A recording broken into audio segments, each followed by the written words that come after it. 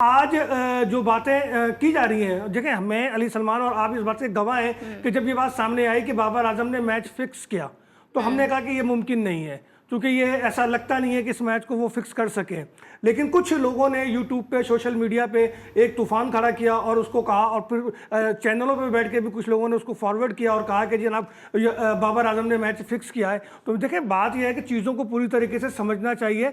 बाबर आजम ने अगर match fix किया होता तो उसके सबूत भी होने चाहिए, इस तरह से इल्ज़ाम नहीं लगाना चाहिए था। बाबर आजम अब लीगल एक्शन की बात कर रहे हैं और वो कह रहे हैं कि लोगों को लीगल एक्शन देंगे, लेकिन बाबर इस काम करने से पहले कोई गलती ना कर लेना, क्योंकि लीगल एक्शन आपके अगेंस्ट भी होगा, इसी के अगेंस्ट। क्योंकि ये तो सही है कि सबूत कोई नहीं है, लेकिन बाबर आपको ये तो जवाब देना पड़ेगा ना कि आपके भाई का कारोबार क्या है, आपके भाई जो है इतनी कीमती गाड़ी जो है वो कैसे गिफ्ट कर सकते हैं, उनका जरिया माश क्या है, क्या उस पर टैक्स दिया गया, नहीं दिया गया, क्या वो रजिस्टर्ड है, नहीं है, क्या वो उसके रिटर्न उसका स्टेटस क्या है। तो बाबर, अगर तुमने ये गलती कर ली तो समझ जाओ कि तुम्हारे खिलाफ एफबीआर वो जो है हाथ उठाएगा और उस तरीके से तहकीकात शुरू कर देगा कि तुम्हारे साथ साथ वो तमाम क्रिकेटर जो लीग खेलते हैं और पैसा डम करते हैं, छुपाते हैं। मुझे अच्छी तरह याद है कि एक बार इंजमामुल हक ने भी ये जिक्र किया था कि यार मुझे कोई काम बताओ, मैं क्या करूं, मेरे घर में बोरियों में जो है पैसे पड़े हुए हैं। तो ये आवाज जहन में रखना कि वो पैसे जो आप लोगों ने डिक्लेयर नहीं किए हैं, आप केस करें, हम भी ये चाहते हैं आप केस करते हैं, लेकिन ये सोच लेना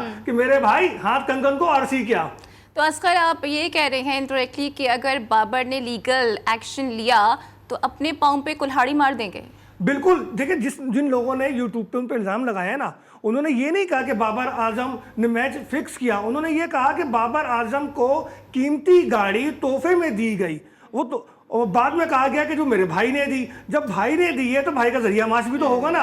अब भाई डकैती करके तो लाया नहीं, भाई ने स्ट्रीट क्राइम तो किया नहीं, गाड़ी जो छीन के तो लाया नहीं किसी से, उसने खरीद के ही आपको गिफ्ट किया है। तो गिफ्ट किया है तो फिर उसका जरिया माश बताएं, उसको टैक्स रिटर्न बताएं, उसके रजिस्ट्रेशन बताएं, सारी चीजें बताएं अपने भाई की, तभी आप आगे चल सकेंगे, वरना हम समझेंगे साया ने साया कर दिया। अच्छा अली सलमान, आपका इस पर क्या स्टांस है? क्योंकि सलमान बट तो बाबर की फेवर में आ गए हैं इस बात पे, वो कह रही हैं ये जो ऑडी वॉडी की बातें हो रही है ना, ये बाबर का पसीना भी नहीं है।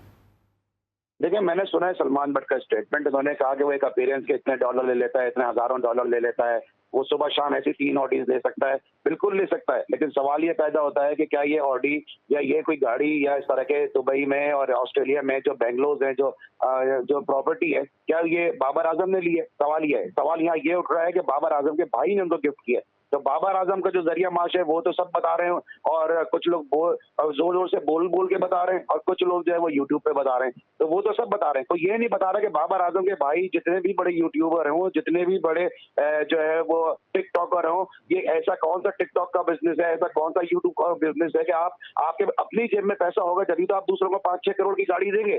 पहले तो आदमी अपने लिए कोई चीज लेता है, उसके बाद जब उसका पेट भर जाता है, जब वो दूसरे को देता है, चाहे वो सगा भाई हो, चाहे वो कोई और रिश्तेदार हो, तो पहले तो ये देखना चाहिए कि बाबर आजम के अपने भाई के पास कौन सी गाड़ी है। अगर उनके पास इस स्टैंडर्ड की गाड़ी है कि वो बाबर आजम को जो इतनी महंगी गाड़ी गिफ्ट कर सकते हैं, तो फिर तो चलो सही है। और बात यह है कि बाबर आजम हो, उनके लेकिन अली, आपको नहीं लगता it's a bit too early to जज, और पहले एविडेंस का वेट कर लेना चाहिए?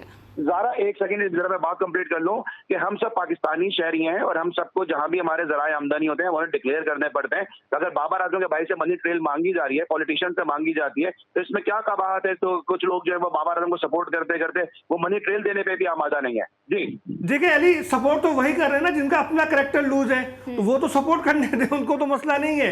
कुछ लोग व्यूज के लिए भी कर रहे हैं अगर, कुछ लोग ऐसे जो मिस्टर खामोखा बने हुए हैं। अली देखिए, आप उनकी पुरानी वीडियोस देखें असगर, उनकी पुरानी वीडियोस देखें, तो वो जब दूसरे चैनलों पे बैठते थे तो वो बाबर आजम को जो है वो उड़ाते थे।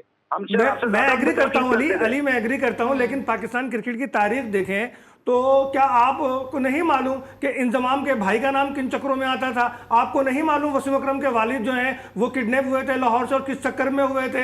आपको नहीं मालूम कि दीगर जो प्लेयर्स हैं वो माजी में क्या करते रहे हैं, मस्जिदों में बैठ के कौन से अहद करते रहे हैं? कि बॉब विल्मर का जो मर्डर है या उसका जो खुदकुशी है, क्या वो सिर्फ एक हादसा है? उसकी तहकीकात को क्यों रोकी गई? उसके तमाम पहलुओं पर क्यों नहीं बात की गई? क्या आलमी मीडिया ने इस पर बात नहीं उठाई? तो बात यह है कि पाकिस्तान क्रिकेट में ये सारी चीजें जो शॉर्टकट रास्ते हैं वो होते रहे हैं, लेकिन आज अगर ये बात आप कह रहे हैं कि मनी ट्रेल दो, तो बिल्कुल दुरुस्त है, हर एक की मनी ट्रेल होनी चाहिए और वो देनी चाहिए। बाद में होता क्या है? बाद में ये होता है मैं अस्पताल बना रहा हूं, मैं स्कूल बना रहा हूँ, उस पैसे को वाइट कर रहा हूँ। और भाई ये चीज़ें ख़त्म करें, जो करना है उसको मनी ट्रेल देकर और फिर वाइट तरीके से करें। बिल्कुल यही सवाल उठता है। देखिए बाबर आजम के भाई पे कोई नहीं कह रहा उनको कितनी महंगी गाड़ी क्यों दी, सिर्फ सवाल ये उठ रहा है कि भाई उनका जरिया आमदनी, जरिया माश उनका क्या है कि जो इतने महंगे महंगे गिफ्ट दे रहे हैं। बस अगर वो ये बात साबित कर देते हैं, तरह अजगर भी बात कर रहे हैं कि जो है वो जब वो कोर्ट में जाएंगे तो 10 चीजें जो है और मजीद जो है वो इन्वेस्टिगेशन में सामने आएंगी। तो ये बड़ा एक लंबा पेंडोरा बॉक्स है जो खुलने के लिए जा रहा है। ठीक है, और बाबर आजम पर तनकीद का सिलसिला अली अब सिर्फ सोशल मीडिया तक महदूद नहीं रहा है, बल्कि अब ये पार्लियामेंट हाउस तक भी जा पहुंचा है। और पीपी के एक स्पोक पर्सन है बेसिकली अब्दुल कादिर पटेल साहब, वो कह रहे हैं, उन्होंने मशवरा दिया है बाबर को कि बाबर को ऐसा करना चाहिए कि वो एक खत लहरा दें, बाद में बोल दें वो खत गुम हो गया।